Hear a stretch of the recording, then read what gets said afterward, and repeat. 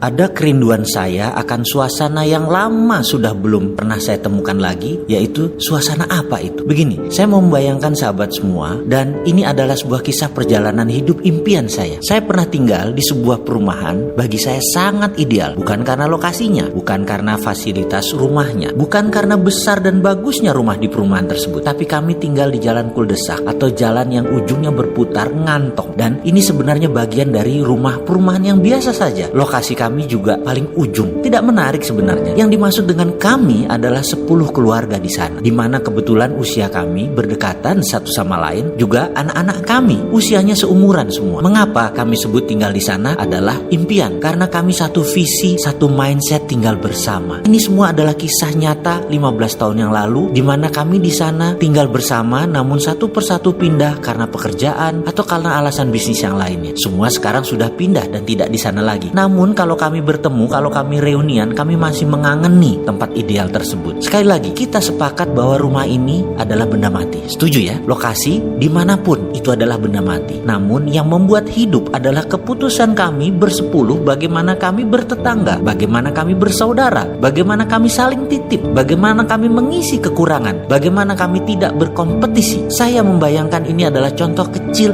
cara bernegara yang benar. Benar deh, ini adalah contoh kecil bernegara. Begini muasalnya. Suatu hari kami membeli sepasang sepeda untuk 2 anak kami. Ternyata membuat tetangga depan rumah kami, anaknya ingin dibelikan sepeda juga, dan tetangga tersebut tidak ingin memberikan kepada anaknya sepeda karena belum ada prestasi katanya. Lalu tetangga lain ingin punya kolam renang rumahnya seperti tetangga kiri rumah saya, dan ini membuat orang tua si anak yang meminta kolam renang tadi melawan kehendak anak, yang semua orang tahu harga kolam renang itu tidak murah. Lalu tetangga lain membeli PlayStation, yang membuat anak saya paling kecil ingin punya PlayStation juga. Juga anak tetangga kiri yang punya kolam renang ingin minta PlayStation juga. Ini semacam persaingan tidak sehat. Bagi kami, kepala keluarga, kami harus rapat, kami harus berdiskusi panjang. Akhirnya kami berdiskusi dan memutuskan apa yang harus kami lakukan terhadap keluarga besar kami bersepuluh tadi. Singkat cerita, kami tidak ingin kompetisi. Kami tidak ingin kompetisi yang tidak sehat. Kita lebih baik ke depan berkolaborasi. Bagaimana itu kolaborasi maksudnya? Kami sepakat kolam renang hanya satu. Kalau ingin berenang, hanya ke rumah om dokter itu yang di sisi rumah kami. Kalau ingin sepeda, dari 10 anak yang punya sepeda hanya 5. PlayStation hanya 2 rumah yang punya. Rumah saya kebetulan lapangannya luas, dibuatkan lapangan basket. Jadi kalau mau main basket, di rumah saya. Semua punya beda-beda, semua punya fasilitas, tidak ada yang sama. Kami sepakat kalau mau berenang hanya ke satu rumah. Ingin basket ke rumah yang lain. Ingin bersepeda harus berbagi dengan PlayStation. Jadi si anak A ingin main sepeda, dia tawarkan PlayStation-nya. Intinya kita tidak saling punya yang sama, tetapi punya yang beda-beda. Kalau mau membeli anak-anak mainan atau fasilitas, pastikan bisa bermanfaat untuk semua anak tetangga agar tidak saling iri dan saling kompetisi. Buang-buang uang pamer. Apa yang terjadi setelah rapat itu? Ternyata anak-anak kami menjadi anak yang pandai negosiasi, pandai berbagi, pandai saling mengerti. Rumah menjadi tidak pernah kosong atau sepi. Selalu ada aja yang datang, selalu ada aja yang baru. Setiap hari ada aja cerita